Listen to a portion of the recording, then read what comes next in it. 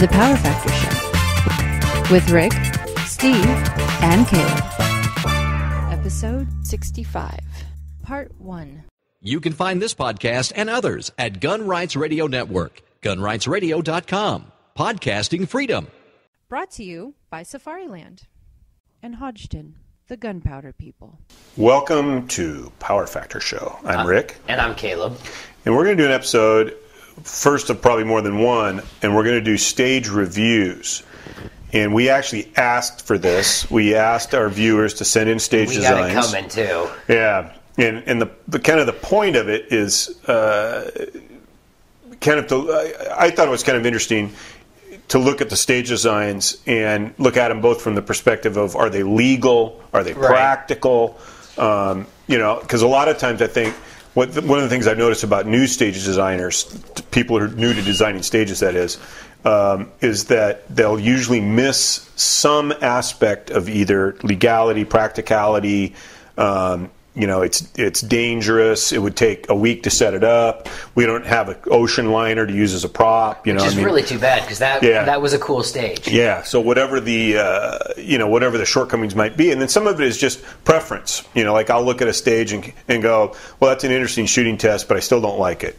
So we'll try I think to stick to kind of some. Okay. No, we're going to let our own biases just. Well, that's what the show's about. Yeah, that's why we have our own show. That's true. That's why it's our show. Exactly. Exactly. If it wasn't about... That's why I like speed shoots. I don't like all this thing. I hate memory stages. If there's a memory stage in this pile, I'm going to call it a bunch of crap and throw it over my shoulder.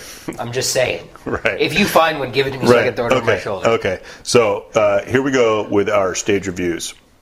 All right. Here's a ride along from hell. This was submitted by Jeremy. Now, is this an IDPA? This is an IDPA course of fire. There are 4 paper targets, total of 8 rounds. Best 2 will score. Now, right away, this isn't necessarily a specific critique of this stage, but when you're designing a course of fire, and especially in the written procedure, you want to say how many targets there are, how many scoring hits are expected on each target. And obviously, we can do the math here, 4 targets, 8 rounds, 2 per target. But sometimes you'll have a stage, say, where each head shot is 1 round, one target maybe gets 3 and the others get 2. So you should be fairly specific about the number of rounds, scoring hits, that is, expected on each target, and then the minimum number of rounds. So in this case, it would be 4 targets, 8 rounds, minimum, best 2 score. And the distance is listed here from 1 to 10 yards. So this stage was clearly designed by a CDP shooter. Yeah, well, you'd like to think, yeah. So you're being a pro-law enforcement gun owner, you've decided to accompany your local sheriff's deputy on a night ride-along. Given the department's policy, you've signed a waiver of responsibility and have voluntarily surrendered your concealed weapon. So it's 2:30 a.m., you're cruising through the seedier South End. Doesn't the South End always seem to be seedier? Well, see, it doesn't matter. The South End is always seedier. Anyway, the deputy sees a late model SUV with tinted windows blow through the 4-way stop, yada, yada, yada. So you're in the front passenger seat when things go down. So here is the procedure. The shooter starts in the front passenger seat unarmed. Gun is on the driver's seat loaded, simulating it being the driving law enforcement officer's like flat on the holster. seat? Yeah, it just says it's on the seat. I mean, it's supposed to be simulating that it's in the holster of the guy next to you. But unless you've got, Anatomical Annie there with a holster strapped on her, you just put it on the seat. So the shooter picks up the gun, engages T1 with headshot. The target is bending into view into the car. Here's our diagram. I'll just hold that up here real quick.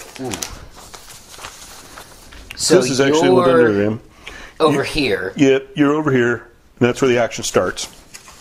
That'd be cool if the car was moving. So the shooter picks up a gun, engages T1 with a headshot. The target is bending to view into the car. Through the driver's window. Design note, left hand pickup, transfer to right hand would be ideal. So since you're shooting out the driver's side door from the passenger seat, the stage designer is taking into account the safety issues of shooting across the car like this if you're left-handed versus like this if you're right-handed. So wait, it says picking the gun. I should pick up the gun with my left hand. Left-hand pickup, transfer to right hand would be ideal because rather than reach across to pick up the gun, I guess they're suggesting. I mean, there's a variety of issues here when you're thinking about safety. Do you want to transfer the gun to avoid if you reach across, are you more likely to fumble it? If you pick it up in your weak hand, are you more likely to fumble it? If you transfer it, are you more likely to fumble it? See, my thought on that is that I would much rather pick it up with my dominant hand and not F around with trying to pick it up with my weak hand and move it into my dominant hand to shoot somebody. Right. Shooter exits vehicle, uses door for cover at position 2, engages T2 and T3. Shooter moves to rear vehicle and engages T4 from position 3 using low cover. Which is one knee on the ground. One knee on the ground. Okay. I think the stage design is pretty cool. I love shooting from the vehicle and then transitioning to using the vehicle as cover. I think that's really neat. If you have a car, you have somebody that's a member of your club that's willing to allow you to shoot from inside and from around the vehicle, that's really cool. Although a lot of matches will have like old shitty cars. We have a car. We have a car that we have on our range that we use specifically for that. I know somebody who's got a hole in their pickup that they drive around in because they were willing to use it as a prop for a match one time. I wouldn't recognize using your car, but if you've got a junky car you can use for a stage like this, it's really cool because it gives you different, real. It adds to the realism, rather than sitting on a sawhorse that represents a car. You're sitting in a kitchen chair, but it's really a car. Draw and engage. Yeah. I think probably my big beef about it, and one of the things that I see a lot in IDPA courses of fire, is stuff where it recommends how to do it. Like, give me the stage procedure, tell me what I'm supposed to do, and then let me do the rest. Like, recommending that I pick up the gun with the weak hand and then transfer it to the right hand. The problem that I have with stuff like that is, now, depending on the safety officer that I have on the stage, if I just go and pick that gun up with my strong hand and start shooting, I may or may not get a procedural because that's in the course description. Right. And so I would put that like in a notes section at the bottom. Also, one of the things I find in the written stage procedures is oftentimes the person who's designed and written the procedure will mix elements of what I would consider non-procedural elements of the stage. So just like you've established how many targets there are, how many rounds to engage each target with, the start position should be separate from the procedure. So here it says, shooter starts in front seat, unarmed, gun is on driver's seat, loaded. I would just put that in a separate section called start position because you should be able to just kind of read down the list of requirements. You know where you're going to start, you know the condition of the gun, and then you can get into the procedure.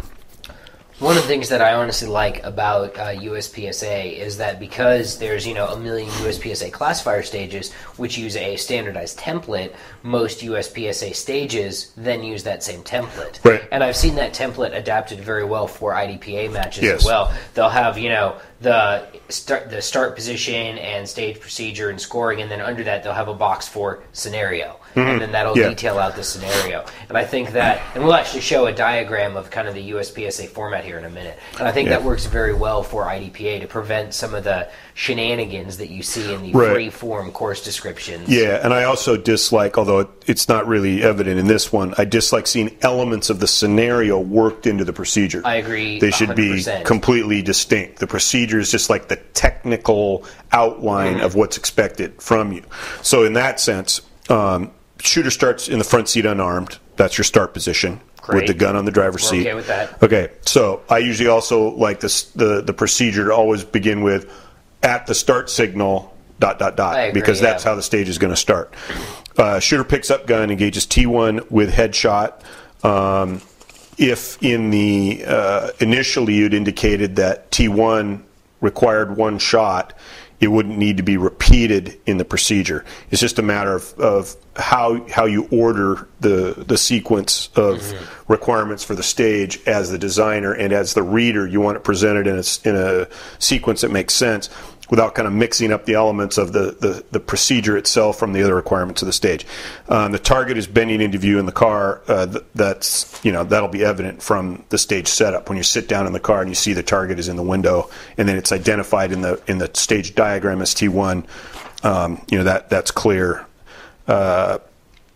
Then there's the note about the transferring the gun. That's that element. Again, you could put that as a footnote, kind of outside of the procedure. The shooter exits a vehicle, uses door for cover at position 2, and the illustration shows position 2 clearly, which is nice. At position 2, engages T2 and T3. Then the shooter moves to the rear of the vehicle and engages T4 from position 3 using low cover. And again, position 3 is marked clearly on the diagram. And the flow of the stage is perfectly reasonable. You start in the car, getting out of the car, seems perfectly reasonable in a defensive situation to get the heck out of Dodge. And the targets are engaged using the available cover. It's an interesting stage. I mean, I like it a lot. I like these short, to the point stages.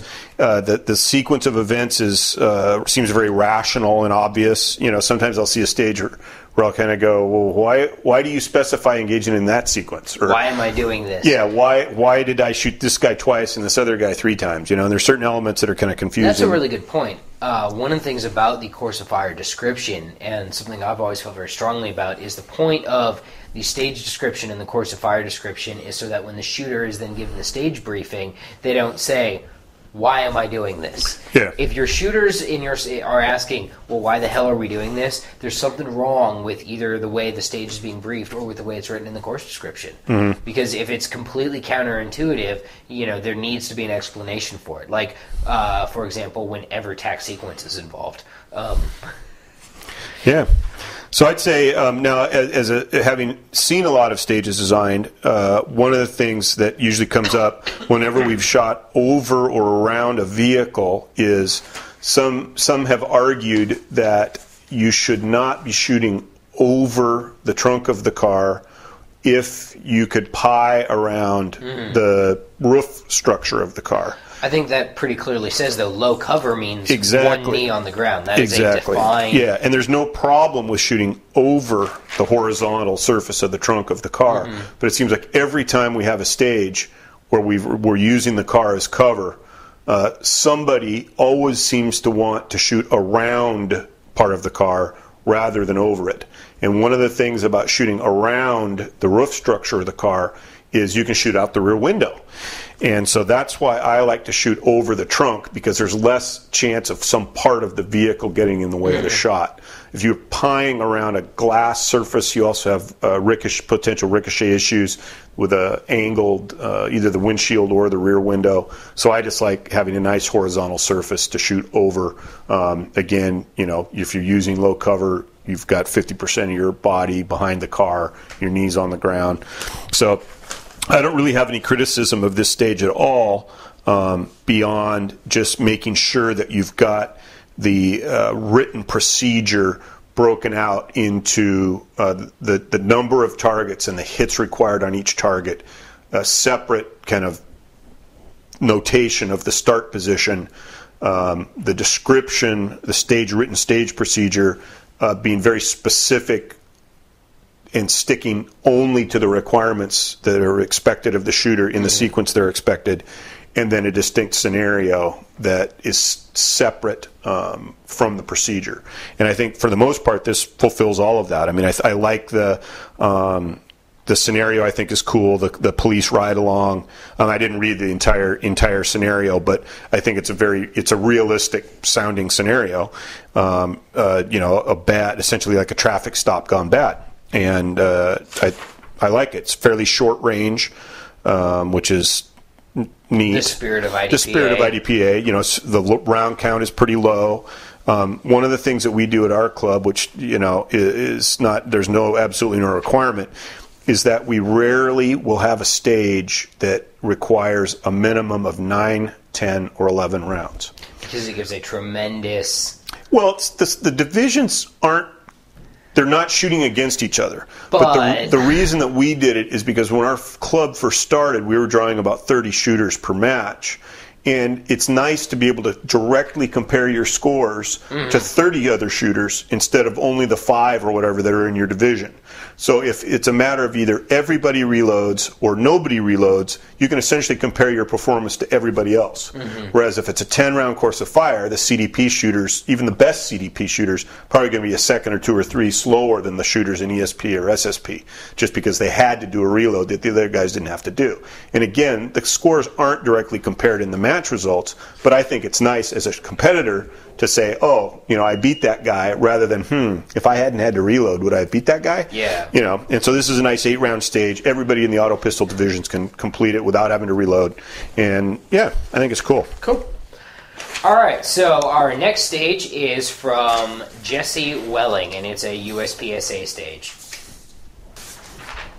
Jesse sent us 2 stages from a USPSA match, but unfortunately, Jesse didn't send us stage descriptions to go with these, so there's a certain amount of guesswork on our part. So for the first stage that we have, which is this, we're going to guess that you start in the chair, which will now be awesomely projected up behind me on the screen. Isn't it gorgeous?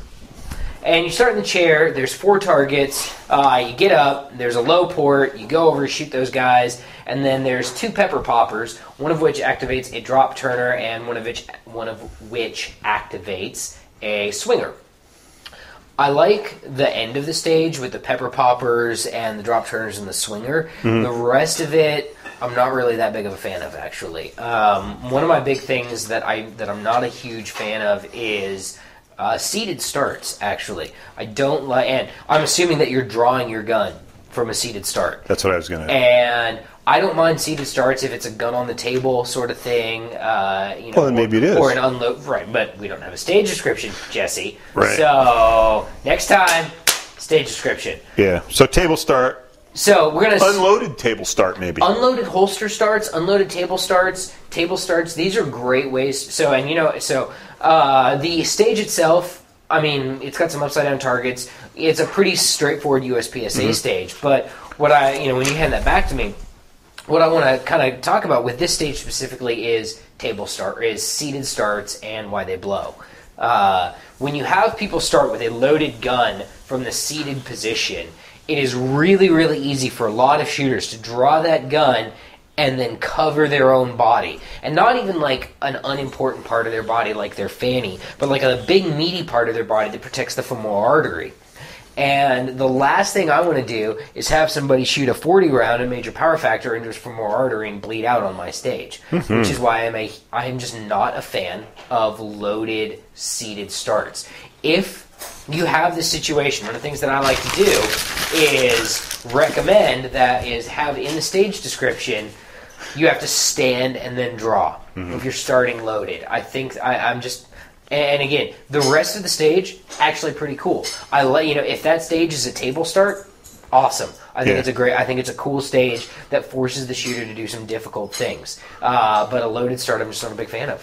One of the things I thought was kind of interesting about it is the way it's set up. It looks like either the prone or low port position is closer to the start position than the other array that's got the swingers and stuff. And a lot of people are inclined, anytime they see a low port, to shoot that last. Right. And so you have the choice of essentially running away from the nearby shooting position that's low or prone and having to come back to it, or deciding, to go prone and then have to get up to go to the second position. So I think that's an interesting little wrinkle there where it gives the shooter. And again, it goes back to the idea that this is a shooting sport. Do I want to go to the port that's right here by my knee and then have to stand up on the clock, or do I not want to have to stand up on the clock, but then essentially run right past this nearby shooting position and have to come back to it? So I think that's an interesting, and it's one of those kind of things where I wouldn't necessarily tell you what's the right way to do it. Right. It depends on how eager you are to try to how stand up on the clock. A lot of things. I mean, I'm pretty sure that, and I can also get a lot lower than you can, a lot easier. For me, a low port is a lot easier thing to shoot through because I've got less vertical distance to get under. And it depends completely, I shouldn't say completely, but a lot on how low is the port. Because I can shoot from squatting, but if that port is low enough, squatting isn't enough to get down. Right. I mean, I've often shot on low ports, I'll go to kneeling for a port that somebody else finds they only have to moderately squat down to shoot exactly. through. And so it just depends on... That would probably be a port that I could shoot standing up. Yeah, on your toes. But yeah, so I thought it was a cool stage, although those upside down hardcover targets. I'm pretty sure it's legal to turn a target upside down in USPSA. I'm just wondering, why isn't the wall just a little higher? I mean, it's just, why did he choose to use upside down targets for what appeared to just be kind of vision barriers? Why isn't the wall just a little taller, or why aren't there just some ports? So it'd be or kind of you could have shot the whole stage with classic targets. Sure. I'm a big fan of the classic target, actually, but that's like 4 episodes. Yeah, and a lot of we'll talk about that some other time. Bye.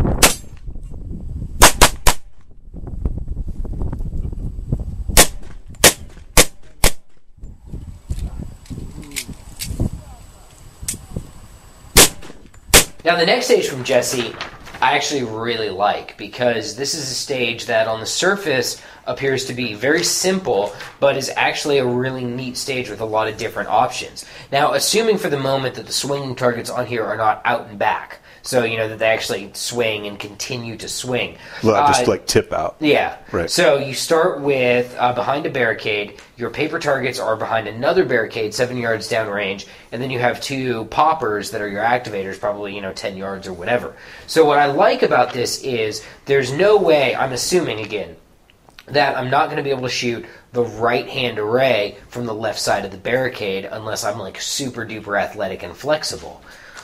Ooh. So my thought is, I've got 2 activators, and I've got 2 sets of swinging targets. I can think of 5 different ways to shoot this one stage just from looking at it. And that's the kind of stage design that I really like. I like simple stage. I don't necessarily, a stage doesn't have to have a lot of targets to present an interesting shooting challenge. And this stage presents a really interesting shooting challenge. I would probably shoot this by trying to shoot both steel as fast as I can, and then, because I know that in the time it takes me to shoot S1 and S2, while S2's falling down, I can probably come back around, get T1, and then pop back around and get T2 while it's sticking out there. But if my timing's off, I'm going to pop back around here, T1 won't be there, and I'm going to have to wait for it to come back, and then go around to T2 and have the same problem. So I think it presents a really neat, because the way that I would choose to shoot it would be aggressive. You could shoot it very conservatively, shoot S1, wait for T1, shoot T1, go around to either side, shoot S2, wait for T2, and shoot T2. I can imagine a lot of people would start with S2 so that T2's swinging would be minimized by the time they had then engaged S1, T1, the fairly easier, safer targets to engage. By the time they'd fired those 4 shots and came back to T2, it wouldn't be going like this anymore. It maybe would be going like this. Now, what's interesting about that is I actually look at that and I would consider T1 the harder target to engage. Because on T2, while I've got no shoots, I also have a full target. Good T1, point. I've got hard cover. Yep. So I would actually, if because you can't undo a no shoot. Exactly. You could fire 6 rounds at T1 if you wanted to. Which is, if I was going to take the middle of the road approach between super aggressive and cautious, I would shoot S1, S2, T2, and then come back around on T1 and just give him half a mag. Right. Well, and it's interesting, too, because it is, assuming it's 2 rounds on the paper, it's only a 6-round stage. So even if you're shooting single stack, if you thought one of these paper targets needed a couple of extra rounds, like insurance shots, you've got them. You could fire 3 rounds. Assuming you don't miss the steel, which... Yeah, exactly, which... you know what happens when you assume. A lot. Yeah. So it's a very cool stage, very simple, low round count, but it's there's some interesting stuff going on, and it'd be interesting to see. I know some of the guys submitted these and included videos, YouTube videos of the stages being shot, and so we'll try to get those we can URLs link to up there videos or whatever. Right here. Yeah, we'll try to get some of that up here. So much work for a producer right now. Yeah, he needs some work though. I'll be at the IDPA Internationals while he's doing this, so he can't even send me emails about it. It'd be awesome. Right. Are you ready? Stand by.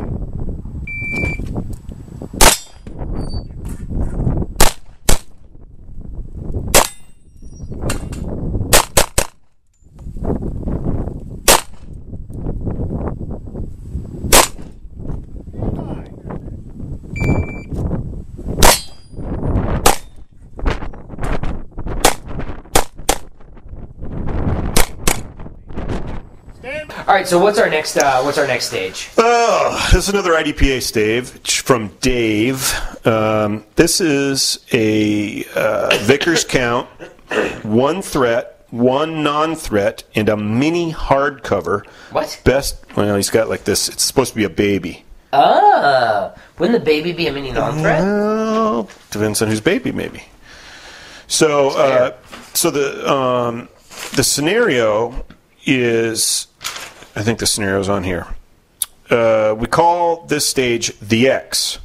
You came around a corner and were presented with a single threat, a non-threat, and a small hardcover target. We had the non-threat as close to the groan as possible to simulate being on their knees. Ground, okay, to simulate being on their knees. The hardcover was a 1/4 size target, painted black for hardcover because of the non-threat rule. Oh, because you can't have... You couldn't have two non-threats. Oh, see, now that's interesting. So Dave's thinking. That's one of the elements. I like that. You have to be creative sometimes. You've got a Especially ratio with an IDPA. of non-threat to threat targets. And so, which I think they should get rid of with the rules revision, Bubba. And that's a different episode. Sorry. So he's made the mini target hardcover rather than a non-threat because he's already got the non-threat target here in the foreground. So that's cool. Good thinking, Dave. That is good thinking. I like that. Yeah. So and he uses the format for the I exactly. like that a lot. And that's nice. It's nice to have this because it reminds you of everything you need. Mm-hmm. Scoring is Vickers count. The targets. Put that up there so scored hits. Yeah. The nice people can see Put up that. There. Yeah. I already held it up. It'll be up there. It'll be up there in due time. So best 3 shots are scored. So the procedure is very simple. On the threat target? Yep. Draw and engage T1 with 3 shots. And the distance, that's a long-range shot. It's like a sniper shot, 105 feet. What is that in yards? 35 yards? Yes. Yeah. So that's a long shot. So it's like a sniper shot. And, with a handgun. Yeah. Well, I'm not, I think that's kind of cool. 35 yards with a handgun, that's pretty legit, especially around hardcover and a no-shoot. Yeah. I mean, it's one of those deals where it's a stage that I wouldn't trot this out every month necessarily, but I think occasionally, it could be like a kidnapping kind of a scenario. It's a good stage for a championship level match. Yeah. Because it tests a skill set that you don't often see at club level matches and forces shooters to do things outside of their comfort zone. Yeah, at the Idaho State match, they had a stage it was similar kind of a shooting challenge in that you had a single non-threat target, and then there was a metal plate right there, and that was the threat target. So it was like kind of a hostage situation. And it was just one shot, just draw and plink on the plate. They had a similar stage at the Indiana State match, but they had a 1-inch dot as the target, and you started from, I want to say, 3 yards, and that was it. Shoot the dot. Oh. It was a really cool stage. That'd be fun. It was hard. So anyway, 105 feet, you're taking 3 shots on a target, trying to avoid your non-threat in the foreground and the little mini hardcover target. I think it's pretty cool. Yeah. I like I said, going back to that USPSA stage, I like stages like this because they show creative course design. It's someone who's thinking about the rules and obviously wants to be, within the rules, but also wants to challenge shooters to do stuff outside of their, normal comfort zone. Yeah. Yeah. So great. Run with it, Dave. I think maybe if we've got a bay in our range where we can do a 35-yard stage, maybe we'll trot that out. I like that. That's a cool stage. Yeah. I dig that. Yeah. I'm going to steal that stage description. All right. I'm going to use that. So our next stage is from Area 1, the 2011 Area 1 match. I missed it as well, and I heard it was a really good match, and our producer got DQ'd at that match for throwing his gun on the ground. I not only heard about it, I saw it. It is on actually video. out there on YouTube. I believe his YouTube channel is, what is it? Is it Gun Robot? Is that what it is? Yeah. All right. You'll find it there. So, anyway, this was not the stage that he got body bagged on. However, this was one stage that I've seen some videos of, and I thought was really interesting. And what it is... So here's the stage, and this should be behind me now. What it is here, I'll read the stage procedure. On signal, engage all targets as they become visible, blah, blah, blah. Note, targets T5 and T6 are only visible from the ramp, and targets T7 and T8 are only visible from the port under the ramp. So, you started immediately with a problem of, do I go down to the port under the ramp and shoot that? Do I go and shoot the rest of the stage and take the, where do I get these two targets that are under the ramp? And when do I get them? Because there's no organic place to do that during the rest of the stage. You have to make a hard decision. Am I going to shoot those right away, or am I going to wait and shoot near the end of the stage? And again, it's the matter of, do I want to stand up on the clock? Exactly. Or do I want to finish up on that low port so that only falling to the ground is on the clock? Now, so, I like stages like this. I like stages that give shooters a hard choice to make on the clock. And I think that this is actually a really good stage for an area level match. Because the whole idea of going to an area level match is you're trying to test your skills. You want to see how good you are, against other great shooters. So the rest of the stage is not terribly complicated. There's a couple of hardcover targets, a couple of no-shoots, and some steel. It's not an overly, it's not a memory stage, which suck, and I hate them.